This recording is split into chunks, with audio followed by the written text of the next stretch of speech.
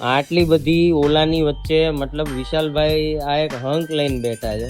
જુઓ તમે કેટલી બધી ઓલા છે અને વચ્ચે છે આ એક ગાડી. વિશાલભાઈ શું કરો છો આમાં? બેરિંગ બદલાવ્યા. બેરિંગ બદલાવ્યા? તો એમ નહીં, આટલી બધી ઓલા અહીંયા પડી છે ને આ એક તમે ક્યાં હંક લઈ આવ્યા? ઘરની ગાડી છે, નાઈ નો પડાય ને. ઘરની છે. ઓકે, ગાડી જો પેલા ચશ્મીશ ભાઈની છે.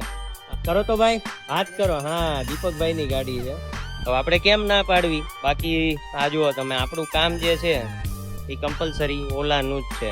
MCU ના 10 સપનામાં હવે આ જ બધું આવે, કારણ કે ઊંઘ આવતી નથી. 1 વાગે ઘરે જાય, 2 વાગે હુઈએ, 7-8 વાગે ઊભા થઈએ તો બસ ઓલાના જ સપના આવે. એની વચ્ચે એક આવી ગયો આ પેટ્રોલ બાઈક. આને કહેવાય એડવર્ટાઈઝ. બિચારી આ એક્ટિવા કેદુની મુજાઈને અહીંયા સાઈડમાં પડી છે. મતલબ એનોય વારો આવતો નથી, કારણ કે નકરી ઓલા છે.